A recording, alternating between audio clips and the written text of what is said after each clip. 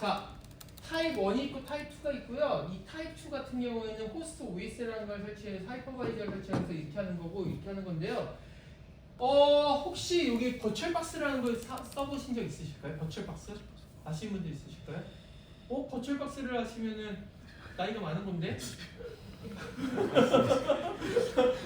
VMware 워크스테이션, 버추얼박스 이런 걸 이용하신 분들은 나이가 꽤 있으신 분들이죠.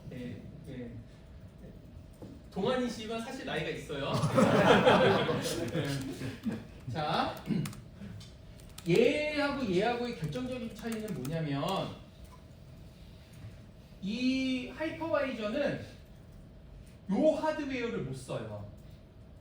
이 하이퍼바이저는 얘를 못 쓰고 얘가 별도로 에뮬레이션을 해가지고 여기서 얘네들 소프트웨어로 다 제공을 하는 거예요. 그러니까 여기서 사용되어져 있는 하드웨어라고 보여지는 속성들은 얘하고 아무 상관없는 애들인 거예요. 여기서 다 변환돼 가지고선 이용하는 거거든요. 그래서 이 호스트 OS를 기점으로 해서 얘하고는 그냥 남한과 북한인 거예요. 아무 연결고리가 없어요.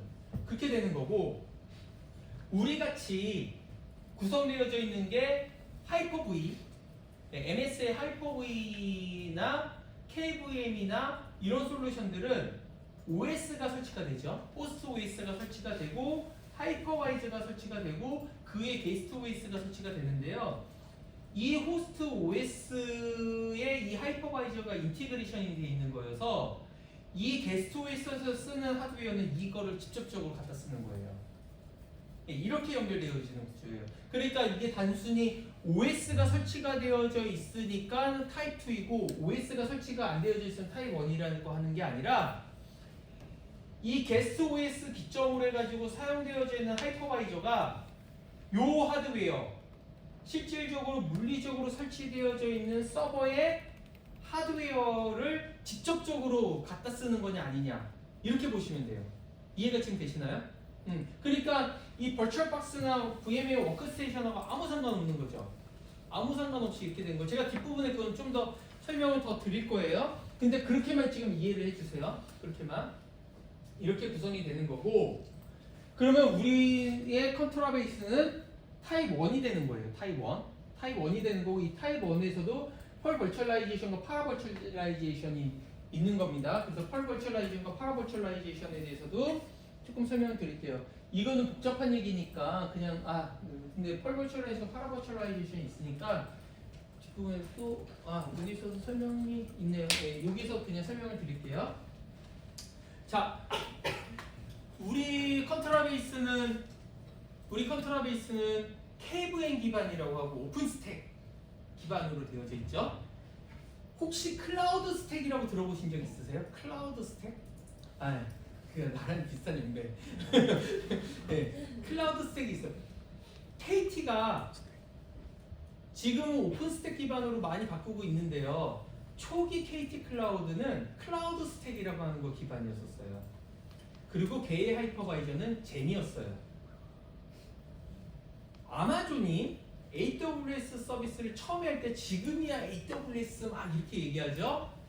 걔네 처음 서비스는 클라우드 스택 기반이었어요.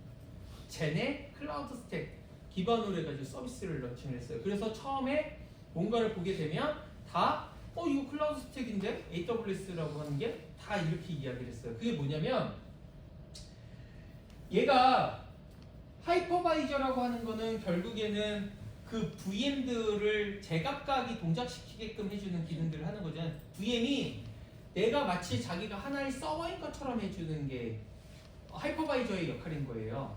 네. VM과 VM은 서로의 존재를 인지 못하는 거거든요. 서로의 존재를 인지 못하게끔 서로 통신들을 이렇게 해주는 건데 이 VM이 그러면 이 CPU를 갖다 써야 되잖아요. 이 CPU나 이 여기에 있는 하드웨어를 갖다 써서 이 하이퍼바이저의 커널을 이용해서 하드웨어를 제어받은 스케줄링 되어지는 방식으로 가야 되는 거잖아요. 맞죠? 네, 그렇게 되어지는 건데 예전에는 기술이 별로 발전하지 않다 보니까 어떻게 했냐면 이 VM이 하이퍼바이저에 넘어오게 되면 얘가 변환을 해가지고서는 CPU에다가 이게 내려주는 거예요. 명령어를 이렇게 해주는 방식이 있었고, 그러면 얘는 그것에 대해서 다시 변환해가지고 이렇게 명령어를 올려주니까 중간에 트랜슬레이션을 해주는 게 좀 필요했었던 거예요. 트랜슬레이션을 이렇게 해주는 게 필요했었던 거고, 그 클라우드 스택이라고 하는 이 파라버츄얼라이제이션이라고 하는 거는 어떻게 했었었냐면, 얘가 펄버츄얼라이제이션이 파라버츄얼라이제이션인데, 파라버츄얼라이제이션은 어떻게 해줬냐면은 얘가 OS를 여기서 수정을 해요. 그러니까 이 변환을 해줘요. 여기서 변환을 해줘요. 그래서 패치를 커스터마이징을 해주는 거예요. 그 환경에 맞게끔. 그 변환을 해줘가지고서 얘가 쭉 요게 이 OS 자체를 커스터마이징을 했기 때문에 얘가 그냥 쭉 떨어지는 거예요. 성능이 빠르겠죠. 그 대신 여기에 변환을 뭔가를 해줘야 되는 것들을 해줘야 되는 거예요. 그럼 미리. 그러니까 OS에 대한 수정을 해주는 거 때문에 성능이 빠르니까 초기에 KVM은 되게 느렸거든요. 그러니까 얘가 중심이 돼가지고 많이 사용되어졌는데, 이거를 획기적으로 깨준 게 뭐였냐? 여러분들께서 가끔 가다가 보시면서 뭐 이런 기능이 있구나라고 보시는 것들이 있는데, 인텔에서 VTX 기능을 제공을 해요. VTX라고 하는 건 뭐냐면, 인텔에 가끔 CPU를 보거나 뭐 고객들하고 얘기를 하다 보면 서버 가상화를 해주기 위해서 우리가 어떤 CPU에 어떤 설정을 해줘야 됩니까? 그러니까 뭐 가끔가다 저희가 VTX나 뭐 VTC, VTD를 뭐 인앱을 시켜주셔야 됩니다. 막 이런 얘기를 하잖아요. 이게 뭐냐면, 이 CPU가 예전에는 이 CPU는 나는 하나고, 커널단에서 이 CPU는 이거 하나만 이렇게 보고 있는 거고, 이 VM이 요청하든 이 VM이 요청하든 이 VM이 요청하든 가지고 나는 얘는 그냥 하나의 어플리케이션으로 처리를 했었잖아요. 근데 얘는 가상화를 인지하게끔 만들어 놓는 거예요. 이 CPU에다가. 그러니까 얘를 갖다가 여기 보시는 것처럼 이거 뭐 되게 복잡한 용어들이 있는데요. 링 어쩌고저쩌고 있는데 이거 다 필요 없고, 얘를 하지 않아도 이 CPU 단에서 직접적으로 얘를 갖다가 억세스할 수 있게끔 해주는 기술들을 인텔에서 제공한 거예요. 인텔에서. 그러면 거의 하드웨어 속도가 나오겠죠. 직접적으로 하드웨어가 제공해 주는 거니까. 그러면 얘가 필요해요, 안 필요해요? 안 필요하죠. 그래서 클라우드 스택이 망했어요. 진짜로. 제니 시트릭스가 젠을 밀고 있었잖아요. 어마어마하게 잘 나갔어요.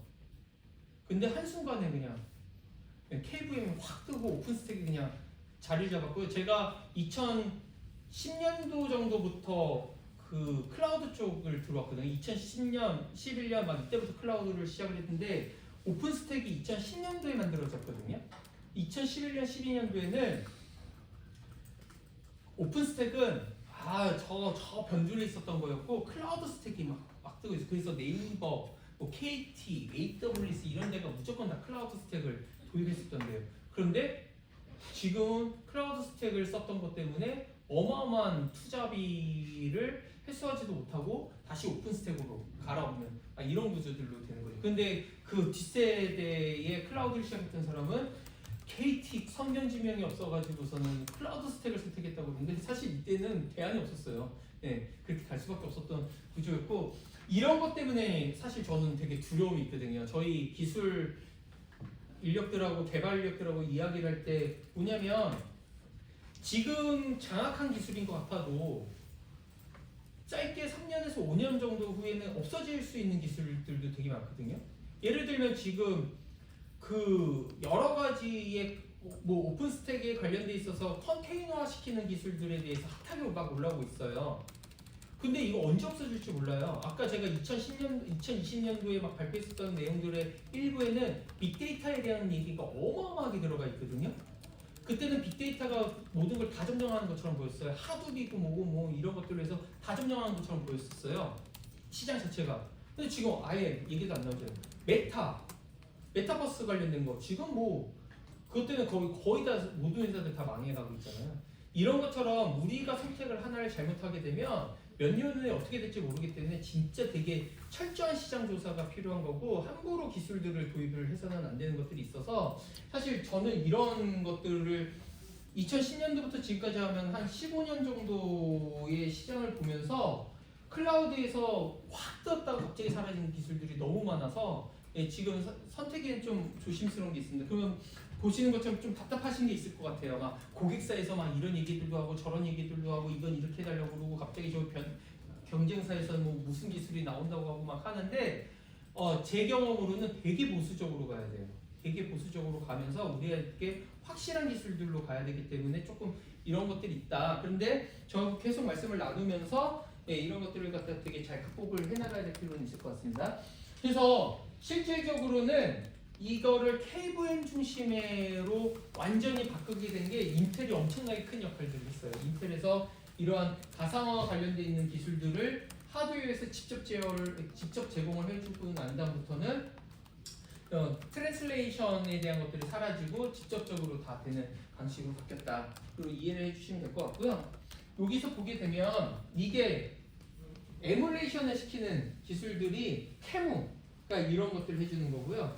이 캐무가 이런 것들을 해주는 거고 이거는 소프트웨어적으로 해주는 거죠. 그럼 아까 말씀드린 것처럼 타입 2에 해당되는 거예요, 얘네들이. 예, 그런데 요즘에 KVM하고 이런 것들이 캐무 KVM으로 해가지고 예, 나는 분명히 리눅스인데 안드로이드 OS가 이렇게 설치도 될 수 있고 막 이렇게 되어져요. 이게 뭐냐 이게 잘 감이 안 오실 수 있는데 이 남자분들은 옛날 오락실 게임을 했었던 분들이 있잖아요. 오락실에서 막 이렇게 버블 막 이런 것들 하셨던 분들이 있잖아요. 이게 가끔 가다가 이런 저희가 보면은 너드 같은 분들이 자기 PC에다가 막 이런 게임을 올려가지고 막 자랑하시면 이제 막 게임 막 몇백 개 있다고 막 하고 막 하잖아요.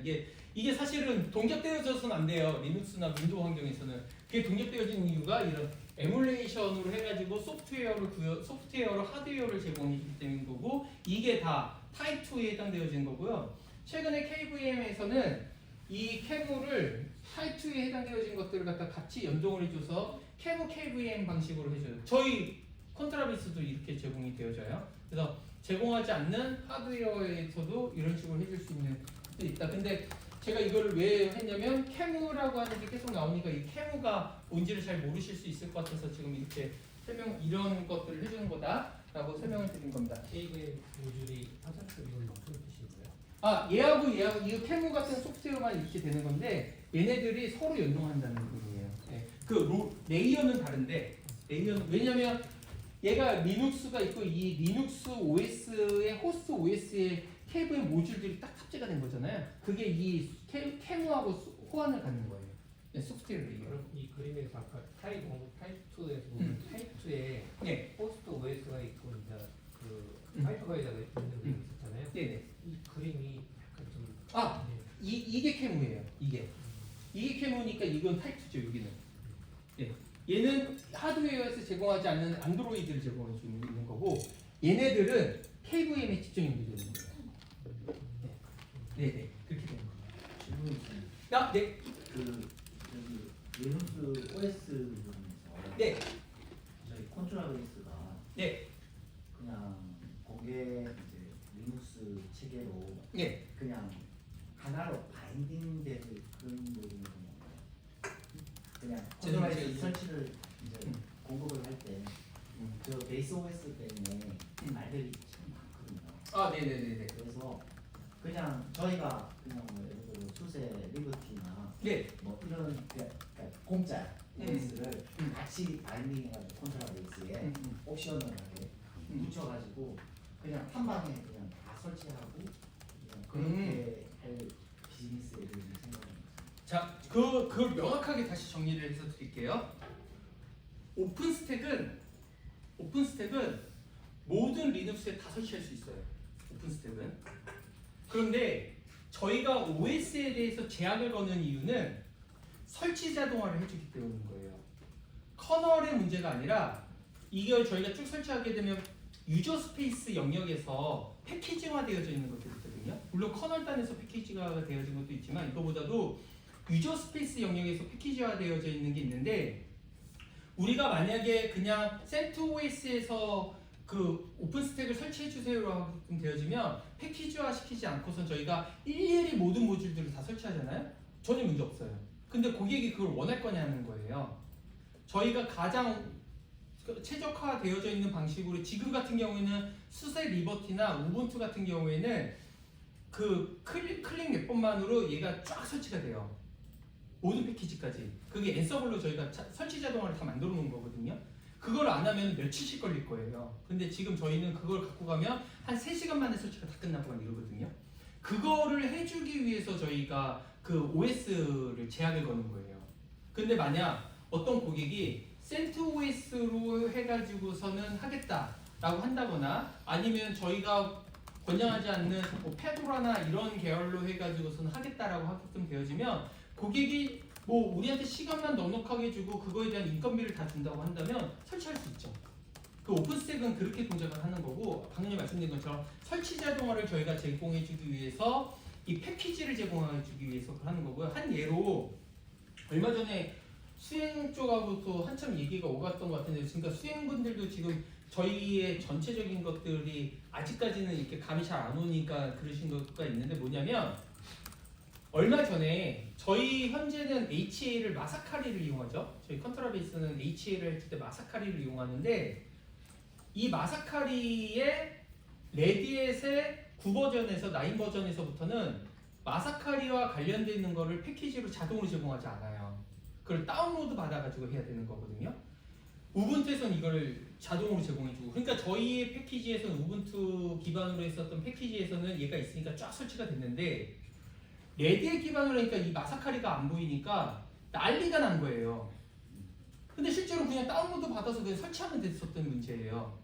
근데 그것 때문에 막 이슈 레이징 막 이렇게 오니까 기술 쪽에 계신 분들은 그거 그냥 패키지 다운로드 받아서 설치하세요 이렇게 됐고 저기서 그게 무슨 말씀인지 잘 이해를 못 하셔가지고 무슨 소리냐 지금 이게 단종이 됐고 어쩌고저쩌고 막 해가지고 뭐 이슈 레이징 엄청 됐거든요. 근데 기술 분들이 별로 대응하지 않았어요. 이게 되게 간단한 문제니까 나중에는 막 위에서 보고가 막 올라오고 막 난리다 그래서 제가 직접 개입해가지고서 했더니 되네 이러고서 그냥 한 번에 처리가 된 거거든요. 이게 이런 거예요 지금 내용들이. 그러니까 OS에서는 커널 단에서 거의 변경될 일이 없는데 유저 스페이스 단에서는 패키징 해주는 것들이 벤더마다 OS 버전마다 좀 다르게 제공을 해주거든요. 그 이거를 누가 어떻게 제공을 할 거냐의 차이가 되는 거죠. 그러면 모든 것들을 다 앤서블화 시킬 수 있냐 그러면 그거는 너무 낭비적인 요소가 있는 거고 그래서 지금 그 제약을 거는 거예요. 이렇게 조금 이제 민감해지는 문제가 어떤 문제가 있냐면 고객사에 이제 뭐 레딧을 많이 쓰는 그런 RPC도 있고 그다음에 어떤 사이트는 가면 니네가 선택해라. 그러니까 우리는 그냥 게스트 OS는 정했다 우분투로. 근데 나는 이 돈을 쓰기가 싫어서 공짜로 니네가 OS 베이스 OS 좀 깔아주고 게스트 OS는 우리가 알아서 할 테니. 근데 컨트롤 베이스 할 때 그렇게 좀 호스트 OS에서 장애가 나면 고객이 그걸 눈 감아줄까요? 이제 그런 이제 민감한 문제가 생겼을 때 이제 기술 지원 화객수를 저희한테 요청을 하거든요. 그러니까 그걸 누가 해줘요? 그러니까 뭐 어떤 거냐면 다시 한 번 좀 말씀드릴게요. 우리가 지금 되게 중요한 말씀을 주셨어요. 제가 지금 따지는 게 아니라 되게 중요한 말씀을 주셨는데 뭐냐면 우리가 오픈소스 서비스를 해주는 회사냐 아니면 벤더로서의 위치를 잡는 회사냐의 차이점인 거거든요. 저희가 재작년까지만 하더라도 오픈소스 중심으로 뭔가를 하는 회사였었기 때문에 그런 거 있으면 웬만하면 다 받아줬어요. 근데 결과를 보시면 아시겠지만 여기저기서 다 사고 터져요. 예. 그리고 제가 여기 입사하고 난 이후로 우리는 솔루션 회사로 변경을 시켰잖아요. 그래서 지금 솔루션으로 판매를 하고 있기 때문에 솔루션 회사에서는 호환성에 대해서 되게 잘 검증을 해줘야 돼요.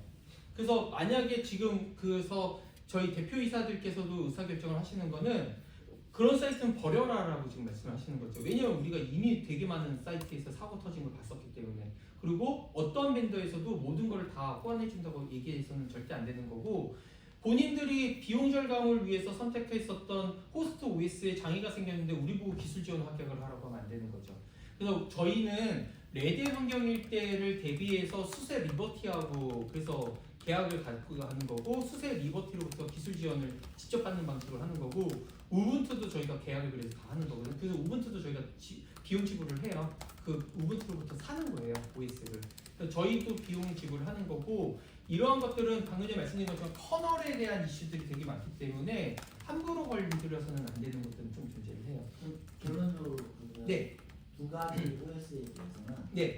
저희가 이제 고객한테 자신 있게 이야기해도 되는 거. 그럼요. 우분투하고 수세 리버티는 저희가 이미 그건 다 계약이 되어져 있는데 다만 이게 있어요. 지금 여기서 오해가 생기는 것 같은데 그 저희가 계속 공식적으로 얘기하는 건 3.0.4부터 수세 리버티를 지원한다라고 이야기를 하고 있거든요. 그거는 작년부터 계속 그렇게 얘기했었는데 이게 어떻게 중간에 꼬리를 다 자르고서 갑자기 지금 3.0.3에서 수세 리버티를 지원하는 것처럼 이야기했는데 그렇지 않고요.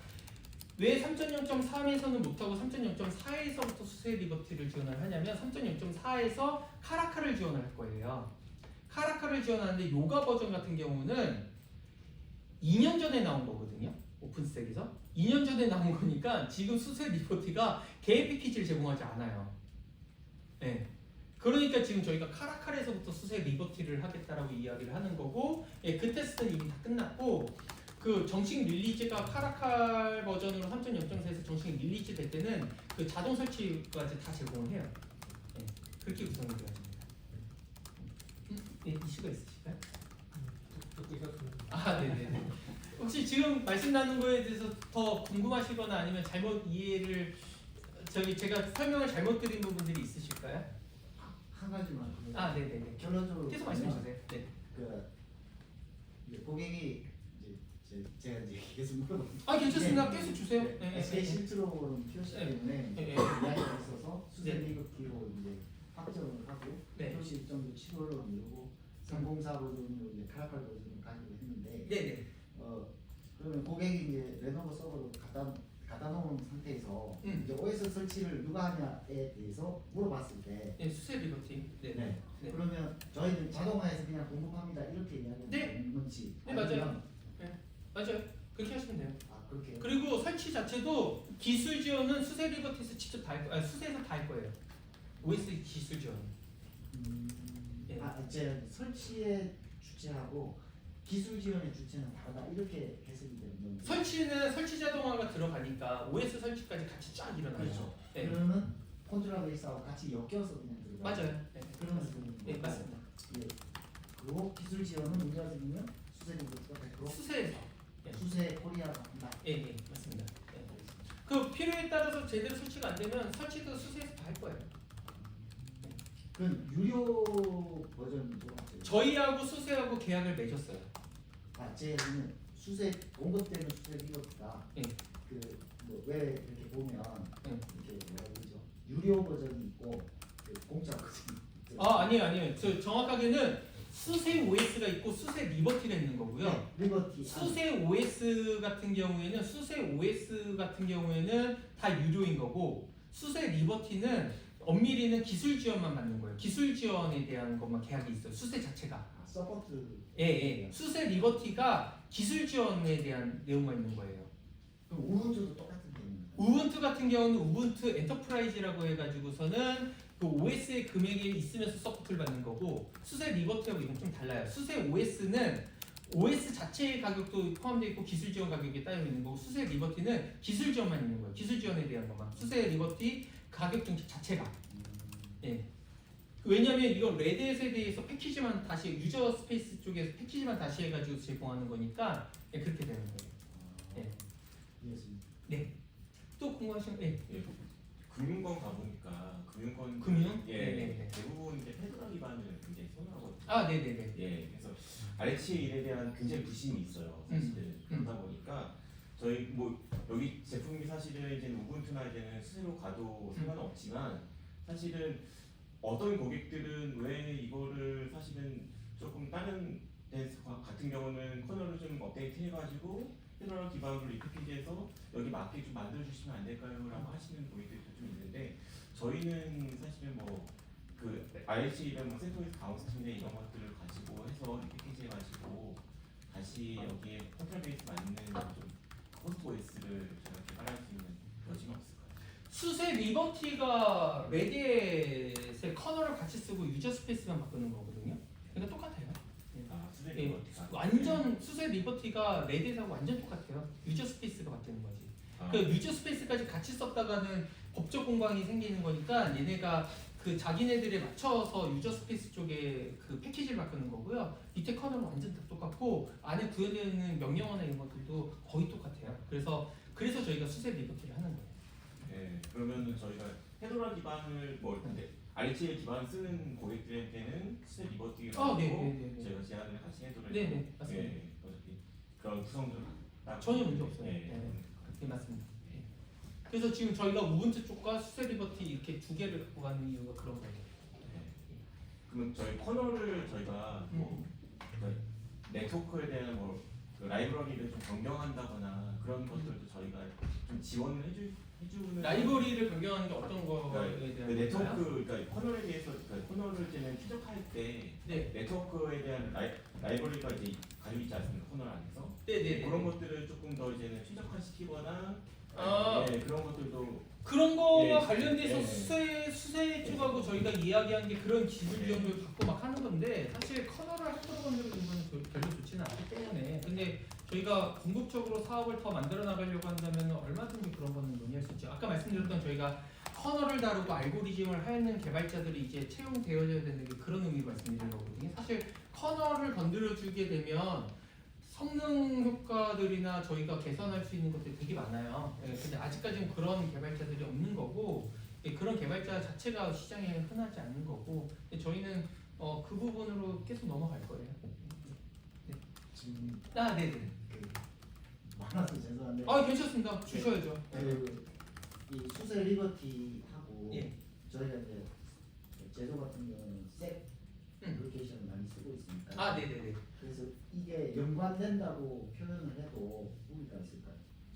그게 무슨 말씀이세요? 특별하게- 세브로부터의 그 서티피케이트가 있다고 말씀하시는 걸까요?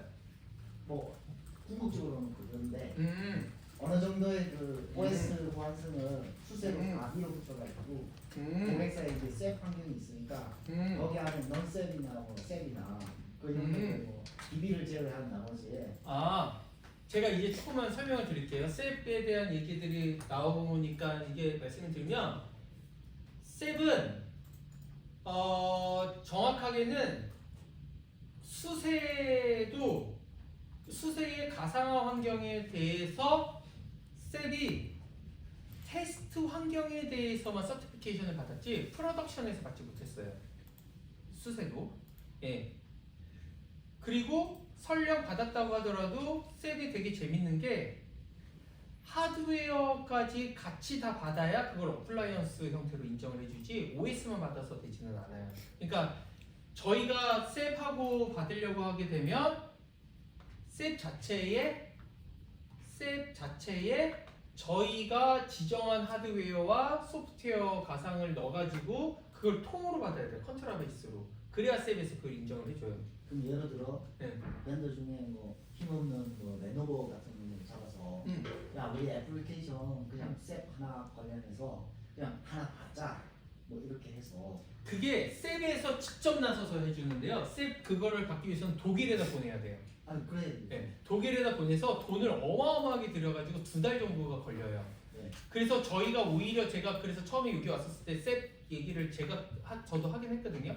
왜냐하면 전에 있었던 회사에서는 셉으로 장사를 되게 잘했어요. 예, 그 물량을 1년치를 막 발주받고 막 그래서 해서 여기서도 그걸 해야 되는 거 아니냐라고 했는데 사실 저희가 타겟하는 시장이 다르다 보니까 좀 그게 잘 진행은 되지는 않았는데 그래서 셉 비즈니스는 저도 조금 잘 아는데 셉을 받으려고 하게 되면 독일에다가 2달 정도를 받아서 걔네들한테 진짜 딥다이브한 테스트들을 다 받고 그거를 갖다가 딱 인증을 받아야 되는데 저희 쪽에서 제일 쉽게 접근할 수 있는 방법은 엄밀은 HP의 그린레크에다가 저희 오케스트로 솔루션을 틱 넣어가지고 그걸로 받는 게 제일 간단해요. 네, 사실은 그렇게 해야지 셉은 받을 수 있는 거거든요. 근데 또 그게 그러면 밴더 종속성이나 막 이런 얘기들이 나오니까 더 이상 진행하지는 않았거든요. 근데 그린레이크하고 셉하고가 좀 밀접하게 많이 연결돼 있어서 국내도 실제로 VM웨어 저렇게 되기 전까지는 그린레이크에 VM웨어 해가지고서는 셉하고 해가지고 같이 팔고 막 이랬었어요. 네, 또 궁금하신 거 있으실까요? 아, 네. 이제 슬슬 지쳐가기 시작하시니까 지금 26분이면 6시 40분까지 14분 정도 쉬고 예, 다시 시작하도록 할게요. 6시 40분에 하도록